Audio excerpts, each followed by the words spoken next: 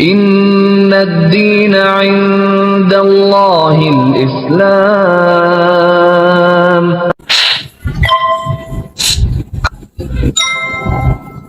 Bismillahirrahmanirrahim. Assalamualaikum warahmatullahi wabarakatuh. Waalaikumsalam warahmatullahi wabarakatuh.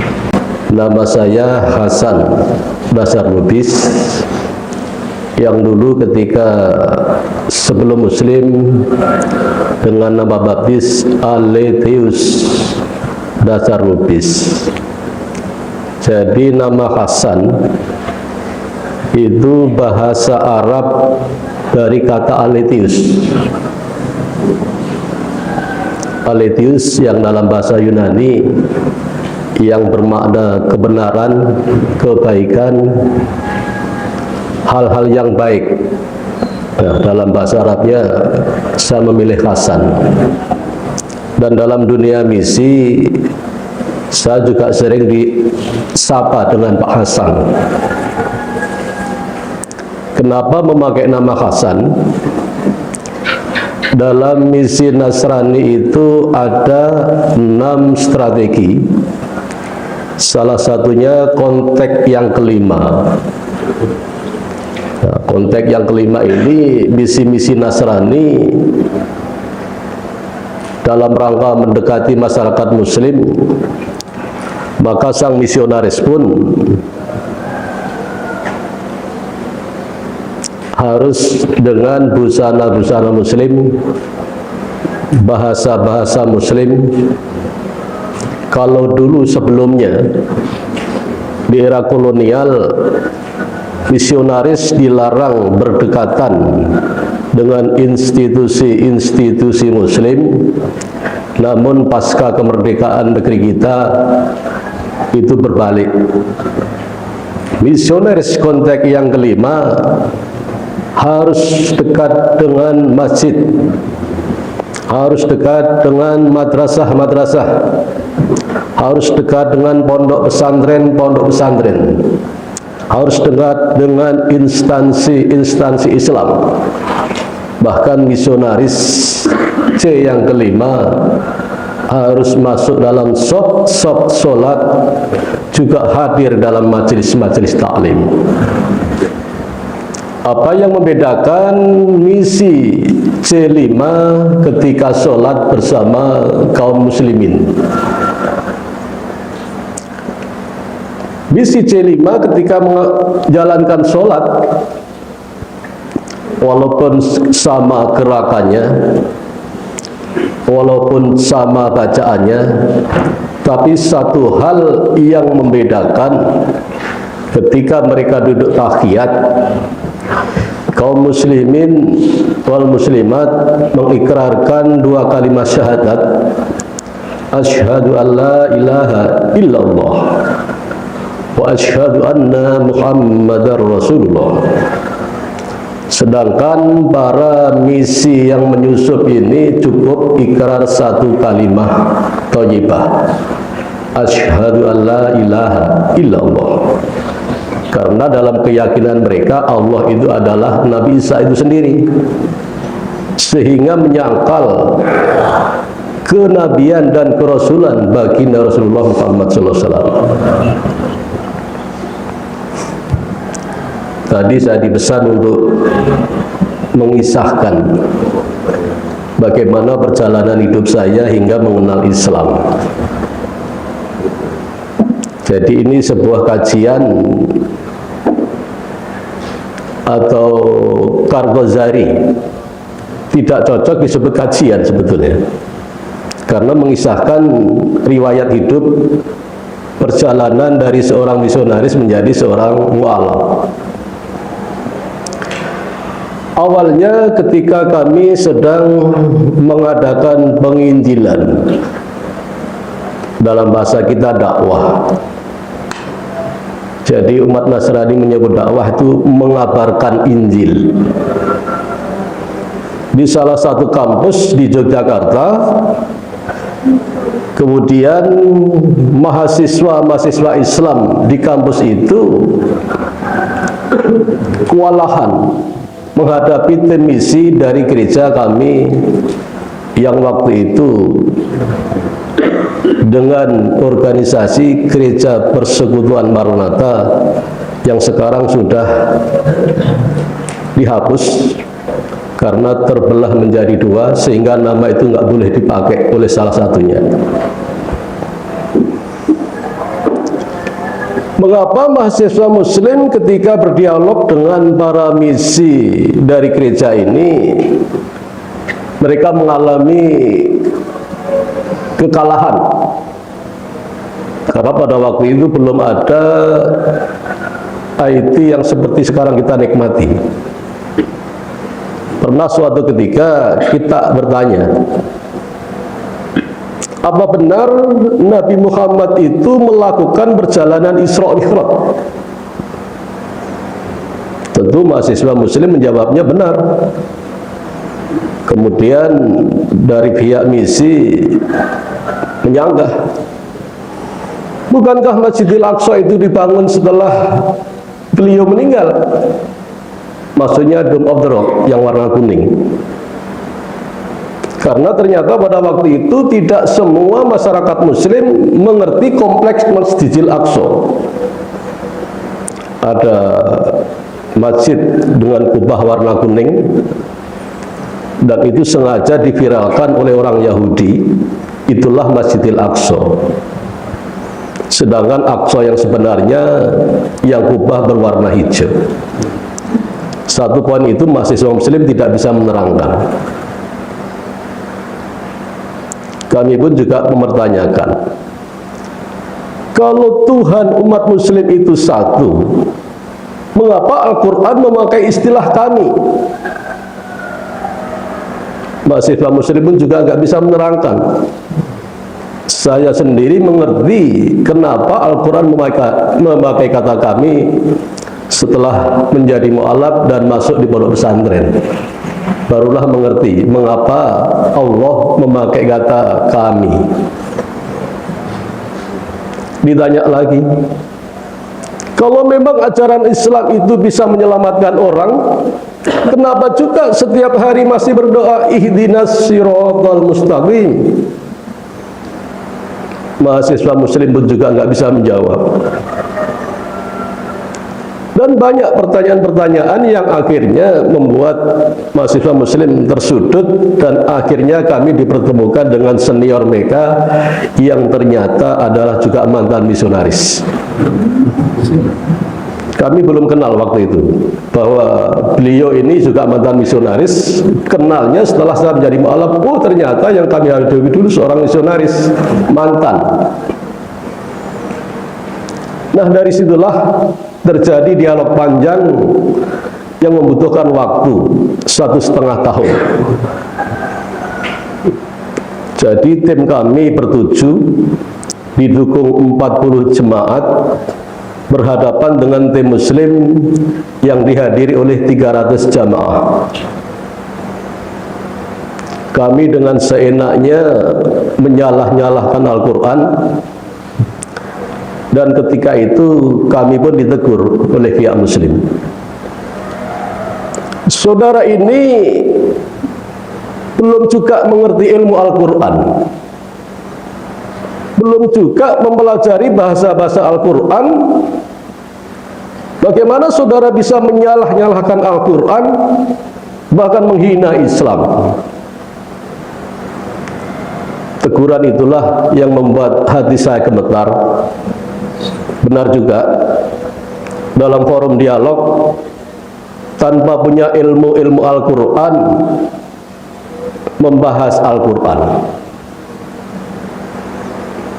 maka tim muslim itu menantang kami. Kita akan buktikan siapa yang benar di antara kita, karena tim kami terlalu ngotot, tidak berdasar. Apalagi sebelum dialog kami mentilawahkan Injil. Itu membuat suasana dialog seolah-olah pihak muslim itu semakin terdesak. Oh, ternyata tim misi juga punya Injil berbahasa Arab. Kemudian ketika kami ditantang bermubahalah, itulah awal kekendoran tim misi kami. Siapa yang benar akan selamat dan siapa yang salah akan mendapatkan musibah. Maka wakil gembala senior atau pendeta senior tidak lama kemudian putranya yang masih bayi meninggal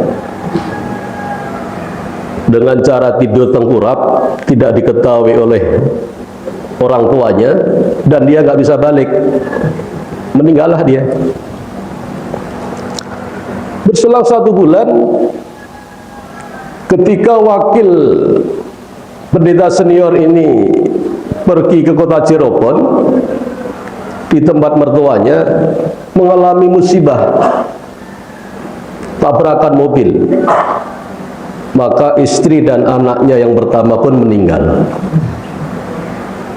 Itulah awal tim misi dari gereja kami mengalami penurunan mental. Ternyata ketika Al-Quran dihina di depan forum yang mulia itu, ada Allah yang maha melihat dan membela dinul Islam. Dan tim kami pun semakin mengalami rasa takut, berani menantang mubahalah yang disampaikan oleh saudara-saudara muslim. Tidak lama kemudian wakil pendeta senior pun mengalami stroke sampai mulutnya miring, dan akhirnya kami berhenti secara perlahan-lahan sampai membutuhkan waktu 1,5 tahun. Itulah hikmah yang kami dapatkan ketika dalam dialog Allah memberikan teguran sekaligus mempertontonkan bagaimana ulama muslim mempelajari kitab sucinya. Ulama ketika berdialog dalam mengajukan argumennya tidak lepas dari teks-teks Al-Quran yang asli dan diterjemahkan kata demi kata. Sedangkan Injil kami ini mengapa semua dalam satu bahasa Indonesia? Dari mana bahasa ini diambil? Itu yang membuat kami berdebar-debar. Kalau sampai terjemahan ini nanti keliru, habislah kita. Maka muncul ide untuk mempelajari Injil berbahasa Yunani. Tadinya kami referensinya Injil-Injil berbahasa Inggris, dan yang paling populer versi King James. Jadi semua pemahaman dalam bahasa Indonesia yang sulit dipahami, referensinya ke bahasa Inggris. Setelah melihat dalam dialog itu, seharusnya kami belajar seperti masyarakat muslim, harus punya Injil yang asli dan diterjemahkan, sehingga apabila terjemahan itu keliru maka bisa dikoreksi. Akhirnya setelah belajar bahasa Yunani pun ada kalimat-kalimat di dalam Injil itu yang sengaja diselewengkan. Contohnya di Injil Yohanes. Setelah muslim ini sebetulnya agak cocok disebut Injil. Lebih tepat disebut hadis rawahu Yohanes. Karena penulisan Injil itu mengisahkan bagaimana Nabi Isa alaihissalam ketika lahir hingga diutus oleh Allah. Jadi di dalam Injil Yohanes pasal yang pertama, ayat yang pertama, hampir setiap jemaat familiar dengan ayat ini. Di sana dikatakan, pada mulanya adalah firman. Firman itu bersama-sama dengan Allah, dan firman itu adalah Allah. Sebelum kami mempelajari bahasa Yunani, kami nggak terusik dengan terjemahan ini. Tetapi setelah kami pelajari bahasa Yunani, sebagaimana ulama muslim mempelajari Al-Quran dengan ilmu nahwu sorofnya, kami pun jadi berpikir ulang. Pada mulanya adalah firman. Oke, kita terima. Dan firman itu bersama-sama dengan Allah, masuk akal juga. Tetapi anak kalimat ketiga menyatakan dan firman itu adalah Allah. Karena Nabi Isa alaihissalam disebut sebagai kalimatullah. Kalimatullah juga bisa disebut firman. Berarti sang firman adalah Allah. Maksudnya Nabi Isa alaihissalam adalah Allah. Kok jadi janggal? Sedangkan teks aslinya disebutkan di sana en arche en holocaust, ke holocaust in prostontion, ke theos en holocaust.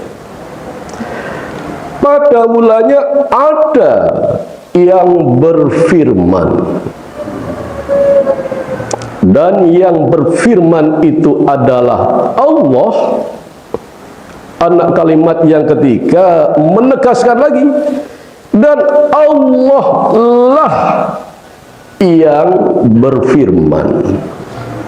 Allah lah yang berfirman, diterjemahkan firman itu adalah Allah.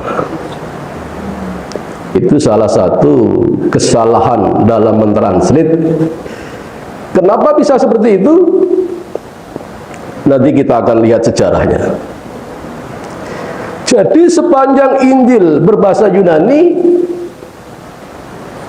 Nabi Isa alaihissalam yang dalam terminologi Yunani disebut Yesus, tidak ada satu kata pun yang menunjukkan bahwa dia adalah Theos. Kata Theos dalam bahasa Yunani yang dalam Injil berbahasa Indonesia ditranslate dengan kata Allah. Ini sangat jauh berbeda maknanya. Allah yang maha wahid, Allahu ahad, disejajarkan dengan kata Theos, yang sebenarnya di negara Yunani Theos ini dewa tertinggi. Maka Majelis Ulama Malaysia itu melarang literatur Nasrani beredar karena sudah sangat keterlaluan menerbitkan literatur manasik haji, bukan pergi ke tanah Haramain tetapi ke Yerusalem. Sejak saat itulah Majelis Ulama Malaysia melarang literatur Nasrani menggunakan istilah-istilah Al-Quran. Bahkan kata Allah nggak boleh dipakai, kata Rohul Kudus juga nggak boleh, karena Roh Kudus dalam Islam sangat berbeda dengan apa yang mereka maksud. Jadi setelah belajar bahasa Yunani itulah saya mulai menetapkan hati, ternyata memang Yesus itu bukan Tuhan. Dia disebut sebagai Kurios, yang artinya adalah baginda Yesus, yang dalam bahasa Arab bisa disebut dengan kata Sayyidina. Maka mulailah ada niat untuk berhenti. tetapi masih terusik. Sejak kapan ajaran ini diselewengkan? Ini ada satu buku yang dikarang oleh Richard Einstein, diterjemahkan dalam bahasa Indonesia dengan judul yang bagi umat Nasrani sangat menarik. Kala Yesus jadi Tuhan. Tadinya saya merasa apaan nih kala Yesus jadi Tuhan. Bukunya dikemas dalam bahasa-bahasa novel sehingga tidak mencerminkan buku rohani. Tapi setelah dibaca, ternyata itu sebuah perjalanan sejarah gereja yang tidak pernah diungkap, yang akhirnya setelah membaca buku itu banyak umat Nasrani hijrah dari gereja menjadi seorang muslim. Lama-kelamaan buku ini ditarik dari peredaran karena membahayakan gereja. Di dalam buku itu disebutkan, dulu ajaran Nabi Isa alaihissalam itu ajaran Islam. Ini bahasa saya, karena di dalam buku itu bahasa-bahasa gereja yang dipakai. Jadi setiap berita yang disampaikan oleh Nabi Isa alaihissalam beserta para muridnya, yang kita sebut sebagai sahabat Nabi Isa alaihissalam, semuanya bersifat monoteis atau ajaran-ajaran tauhid. Nah, ketika Injil itu diberitakan di kota Athena,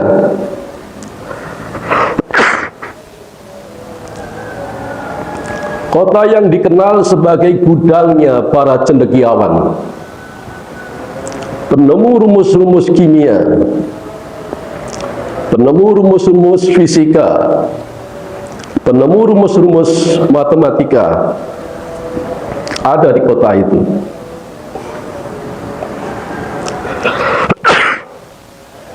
Sementara karena terganggu dengan batuk.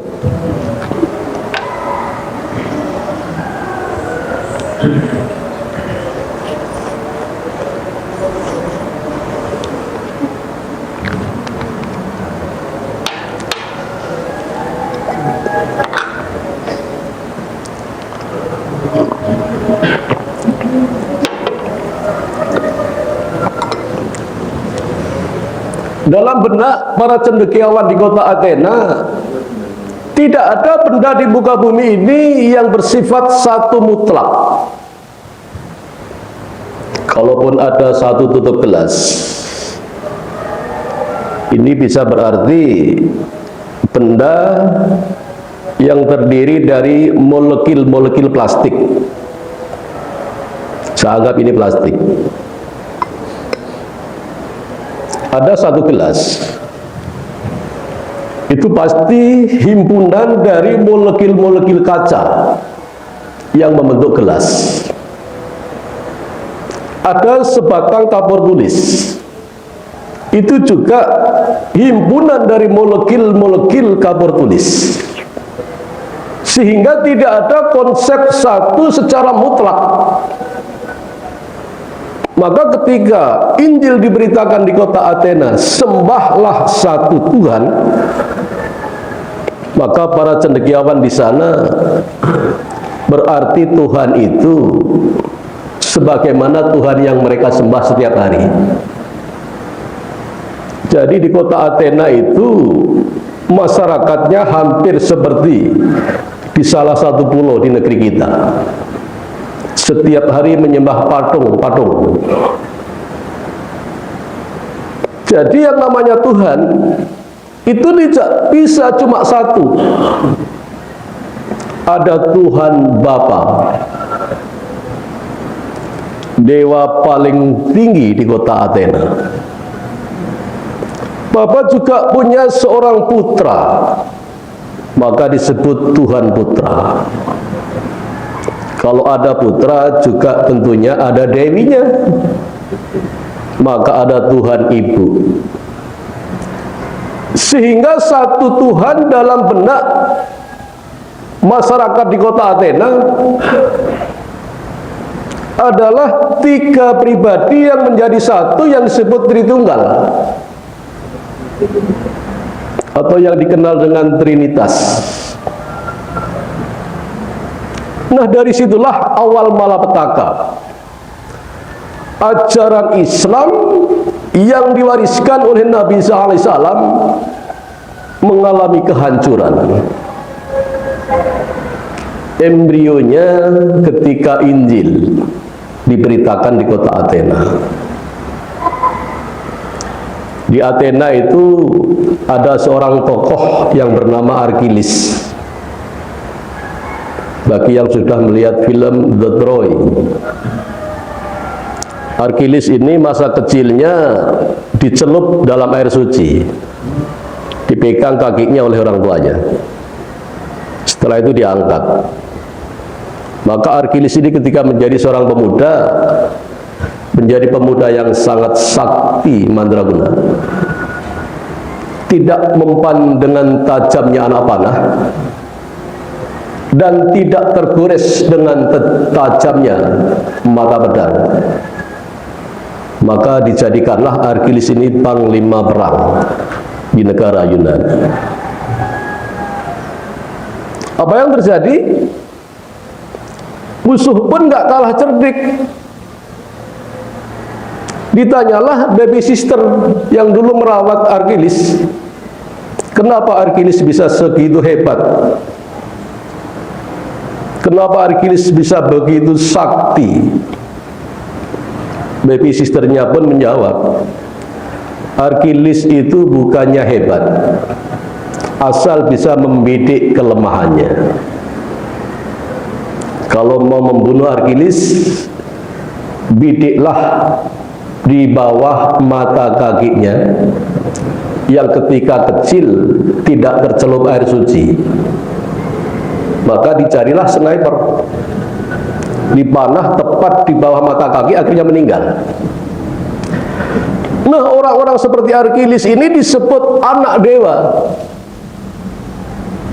Ketika ada berita seorang yang lebih hebat dari Arkilis, ini menjadi sorotan para cendekiawan di kota Athena.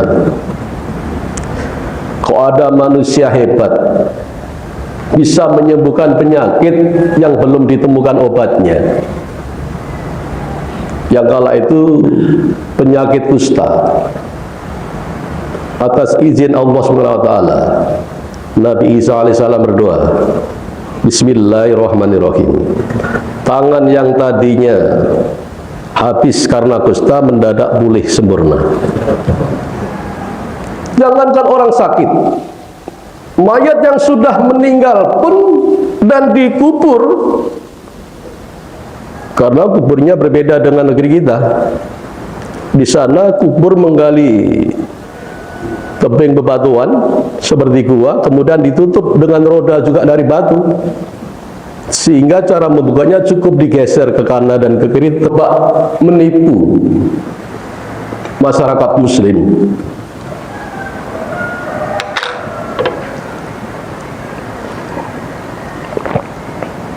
Di Quran surat Al-Maidah ayat 82, anak kalimat yang kedua, A'udzu billahi minasyaitonir rajim.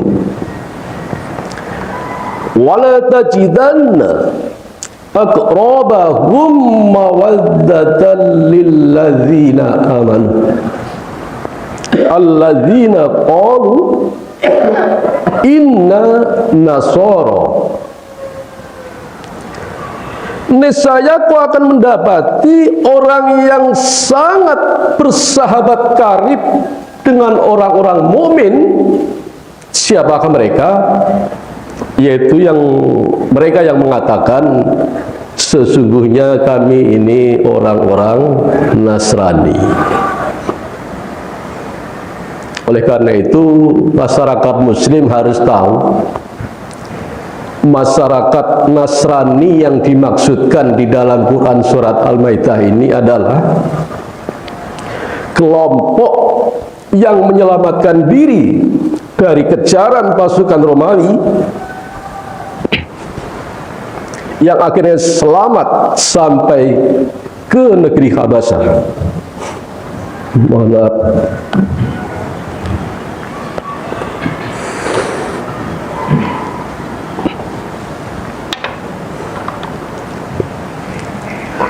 Maka ketika sahabat masih minoritas, Rasulullah pun memerintahkan untuk berhijrah ke negeri Habasyah yang semua masyarakat tahu bahwa itu negeri orang-orang Nasrani yang dipimpin oleh raja yang juga Nasrani. Para pejabat kerajaan juga orang Nasrani. Seluruh rakyat di kerajaan itu juga orang-orang Nasrani. Maka sang raja pun bertanya, apa benar junjunganmu itu orang yang diutus oleh Allah? Dijawab, benar Paduka. Sekarang apa buktinya? Kalau memang junjunganmu diutus oleh Allah, sebagaimana nabi-nabi terdahulu akan membawa kitab sucinya, maka dibacakanlah Quran surat Maryam. Nah, setelah dibacakan Quran surat Maryam ini, menangislah sang raja. Saya pun merenung, kenapa ya membaca surat Maryam bisa menangis? Ternyata di dalam Quran surat Maryam, awal-awal surat itu isinya sama persis dengan yang ada di kitab Injil. Sehingga raja pun berpikir, tidak mungkin seorang tokoh yang diagung-agungkan di kota Makkah, yang tidak mengenal ilmu baca tulis, bisa mengerti isi kitab Injil.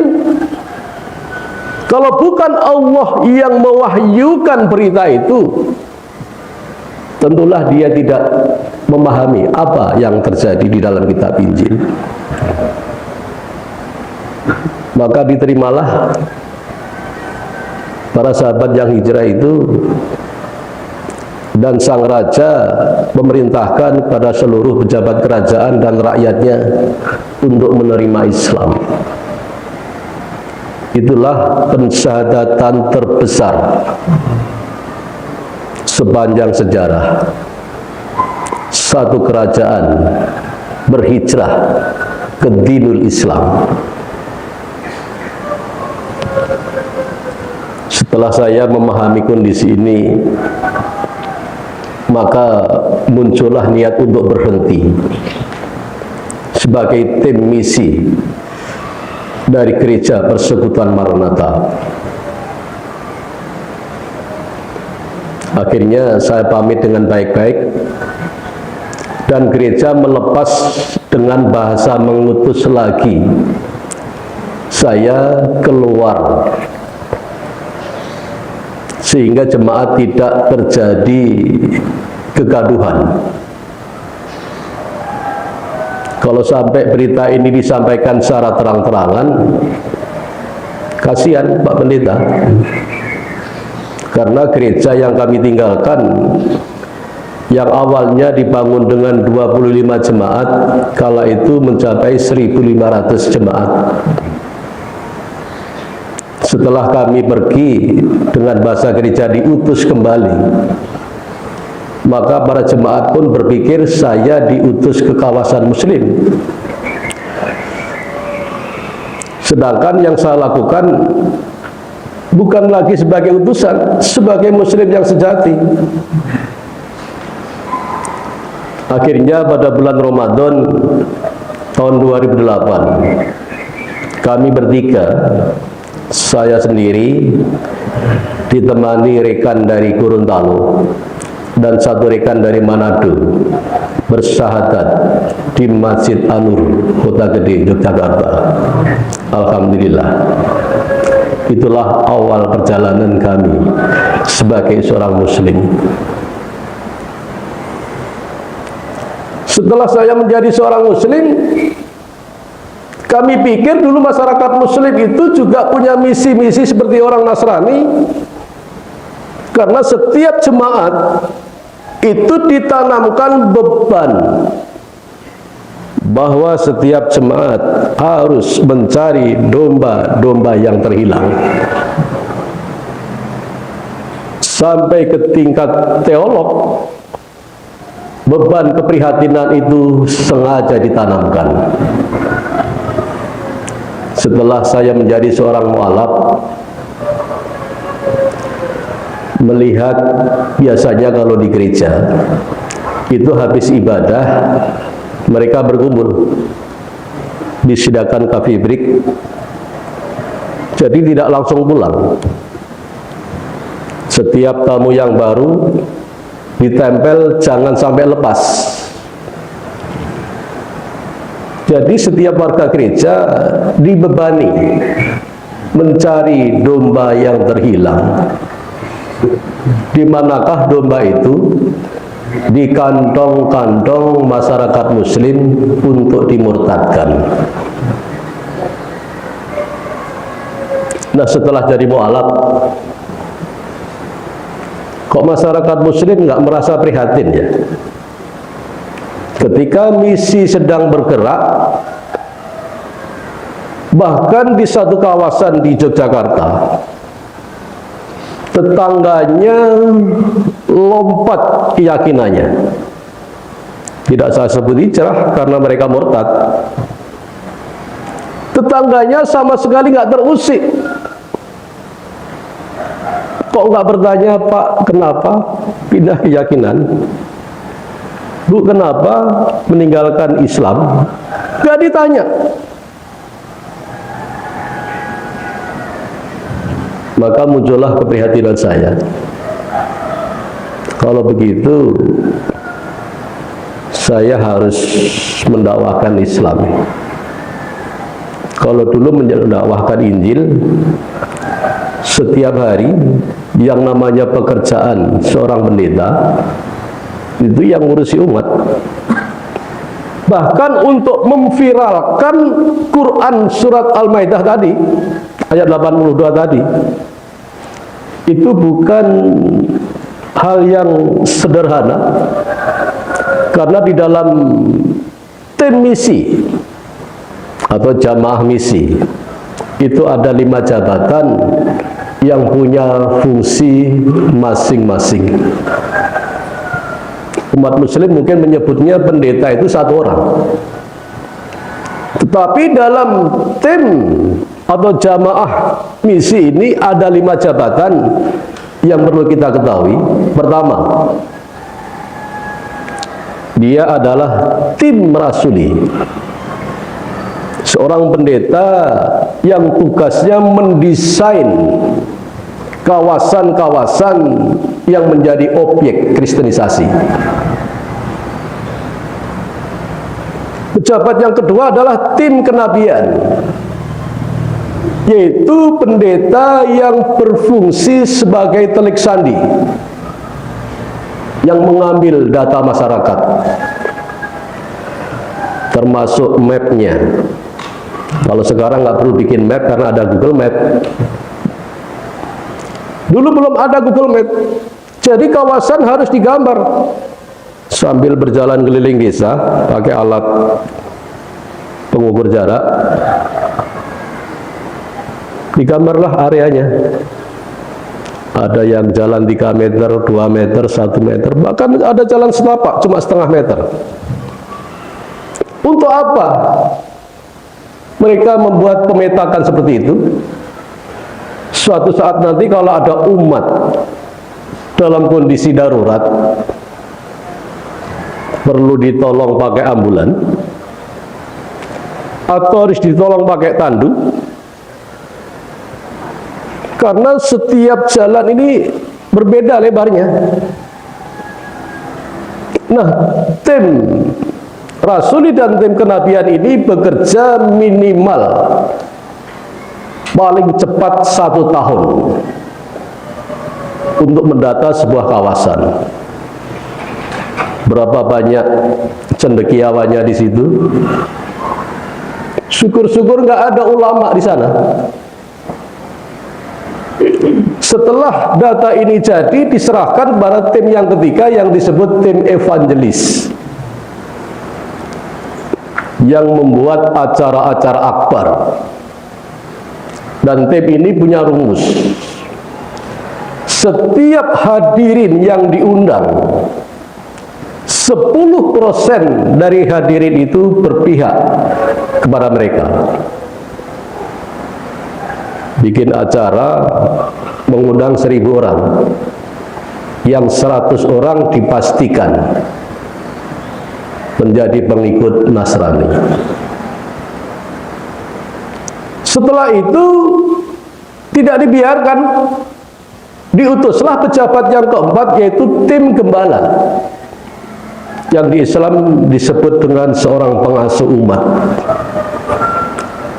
Maka saya pun prihatin ketika di desa-desa ada pengajian akbar.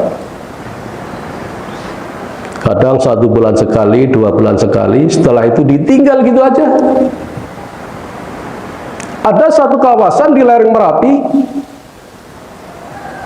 sama-sama umat muslim bikin kajian akbar.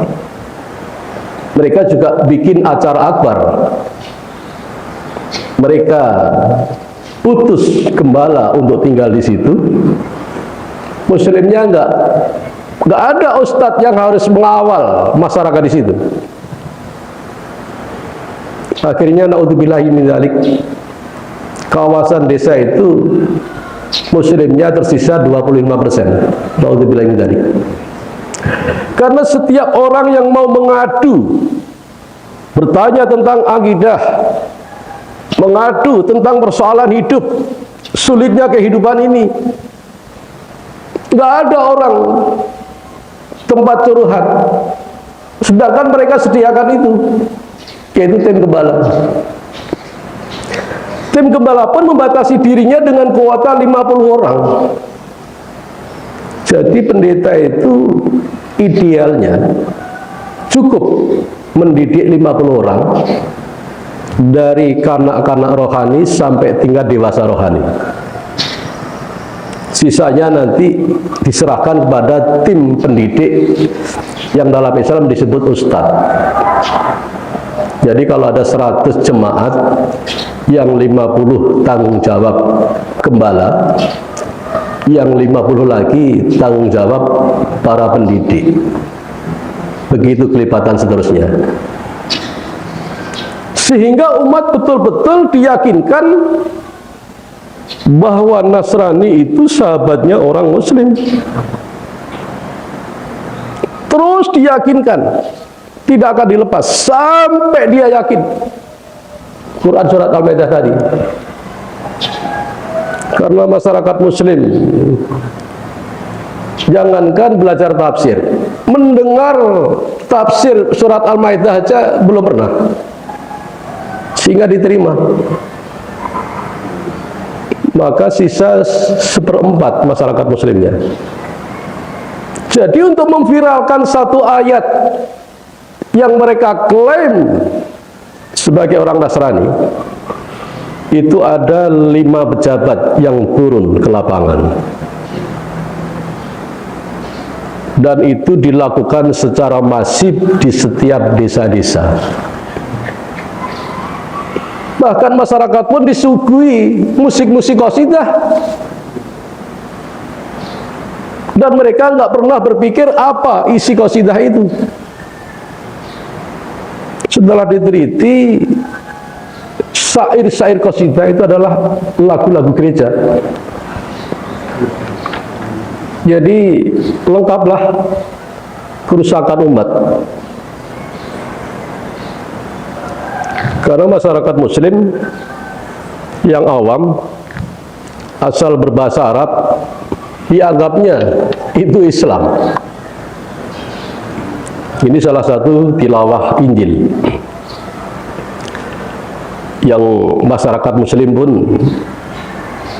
terpana ketika kami sedang berdialog. Jadi sebelum dialog dulu, kami bawakan tilawatil Injil. Nah, masyarakat muslim yang tidak familiar dengan Al-Quran,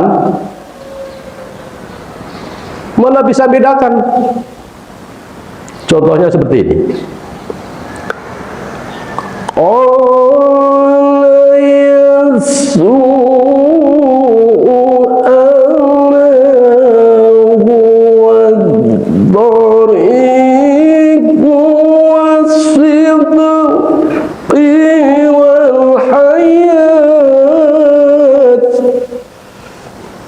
Itu masyarakat desa biasanya menjawabnya Allah. Ya, masyarakat awam. Sedangkan maknanya qala berkata, siapakah Yesus? Ini Arab modern. Yesus. Ana aku. Huwa ya aku inilah. Thoriqud jalan menuju surga. Wasidiki dan ajaran yang hak. Wal hayati dan kehidupan yang kekal abadi di surga nanti. Itu baru tilawahnya sudah membuat masyarakat awam terpesona. Belum lagi qasidah-qasidah yang disajikan. Dan ini bukan sebuah cerita bohong, karena ketika kami berada di Cimahi, Bandung, ada seorang direktur pesantren bertanya, di kawasan kami ini ada majelis taklim, aneh. Biasanya majelis taklim itu kan suka sholawatan ya. Ini nggak pernah sholawatan. Itulah gerakan misi C5. Semuanya menyebut Nabi Isa alaihissalam. Di Pamekasan Madura, ulama pun mempertanyakan. Biasanya kalau kajian-kajian itu tidak lepas dari kitab 4 imam madhab. Ini kok tidak ada satupun kitab 4 madhab itu dikaji. Bahasanya Arab, tapi kok isinya aneh. Itulah misi C5. Jadi para misionaris berpikir untuk memurtadkan umat muslim itu tidak harus merubah identitas agama Islam menjadi Kristen. Cukup paradigmanya dirusak sehingga seluruh pemikiran masyarakat muslim mengikuti pemikiran Nasrani. Itulah yang terjadi di negeri kita. Apakah kita akan tinggal diam? Allah SWT telah mengingatkan, laqad ji'tum syai'an idda, niscaya sungguh akan datang kepada kalian satu perkara yang sangat mungkar. Perkara apabila itu sebuah bencana, maka bencana itu sangat hebat. Sebuah perkara yang sangat menghancurkan. Sebuah perkara yang meluluh lantakan sebuah negeri. Digambarkan oleh Allah. Lakatus samawatu yatafaddalna minhu. Seolah-olah langit itu pecah akibat dari yang mereka beritakan. Wa tanshaqul ard, dan bumi terbelah ketika gempa Jogja. Bumi itu terbelah 20 cm. Waktu itu kami masih di gereja, belum muslim. Jadi bapak-bapak sholat subuh, kami doa pagi.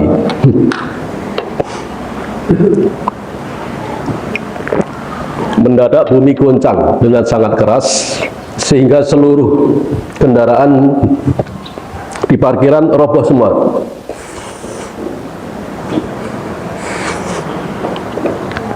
Apa yang terjadi? Allah izinkan menutup kurang dari 1 menit, 54 detik, buka, nutup lagi dengan durasi 54 detik. Kampus STI Kerjasama, gedung-gedung yang berlantai 3 habis roboh total. Itu baru terbuka 20 cm. Dilanjutkan, wadakhirul jibalu hatta, gunung-gunung pun meledak. Masyarakat Jogja nggak terlalu takut dengan gunung erupsi seperti di Anak Krakatau. Begitu erupsi, disoting tuh laharnya, kalau malam jadi hiburan juga. Tapi disebut oleh Allah hatta, habis badan gunungnya, sebagaimana sejarah Krakatau. Kalau setiap gunung rata tanah, apa yang terjadi? Habislah kota-kota di suatu negeri. Kenapa bencana begitu hebat itu datang?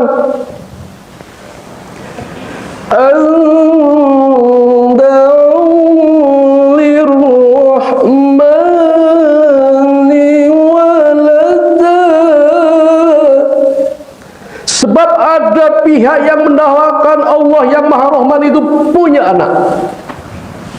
Siapakah dia? Siapa lagi kalau bukan umat Nasrani yang menyebut ada Allah Bapa, Allah Anak, Allah Ibu. Jadi kalau misi itu dibiarkan dan umat muslim terlena, sama halnya silahkan bencana besar datang ke negeri kami. Naudzubillah min dzalik. Jadi harus bagaimana sikap kita terhadap misi-misi Nasrani? Sebagaimana Allah firmankan, fa'fu wasfahu. Ya sudah, maklumkan saja. Wasfaku, dan berlapang dadalah.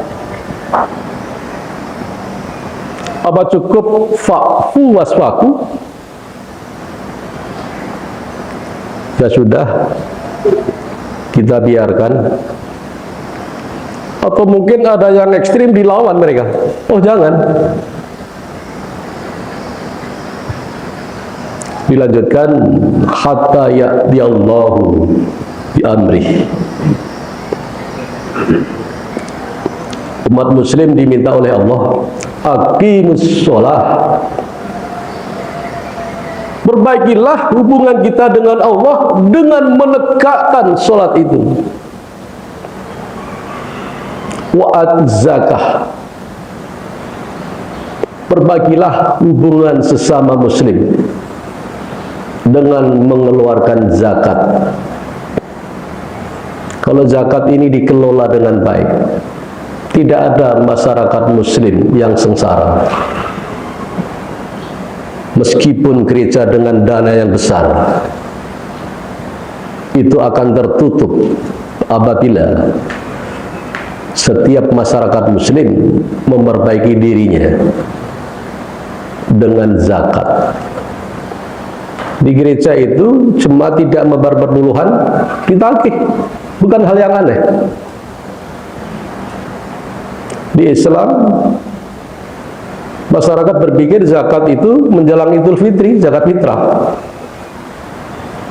Sedangkan zakat penghasilan nggak pernah disentuh. Sedangkan gereja 1/10 dari penghasilan wajib disetorkan untuk kesejahteraan para hamba Tuhan. Belum lagi dana misi untuk dakwah mereka.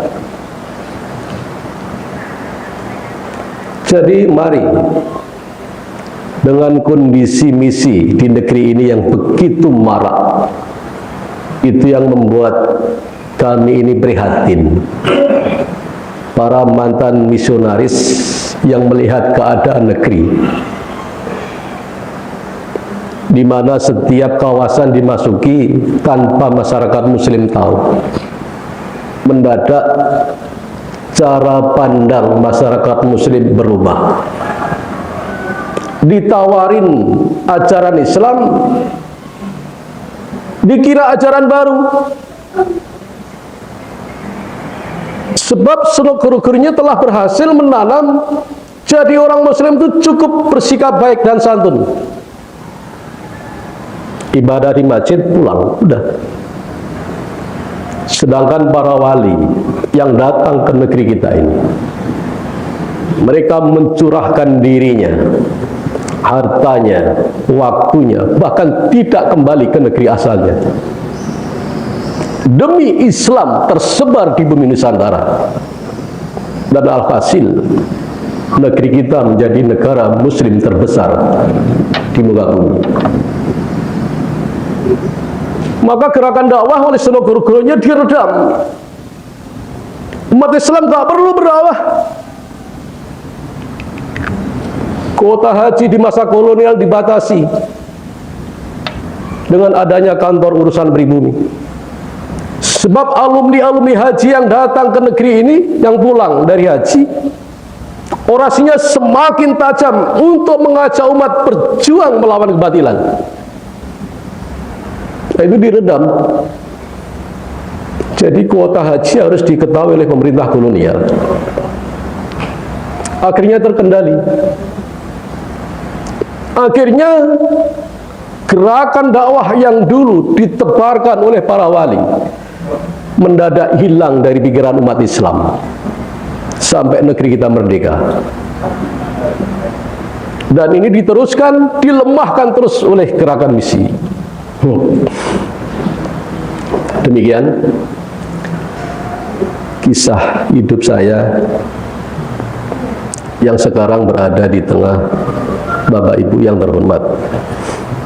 Tadi dibatasi jam 6. Sebelum ditutup, silahkan ada tanya jawab.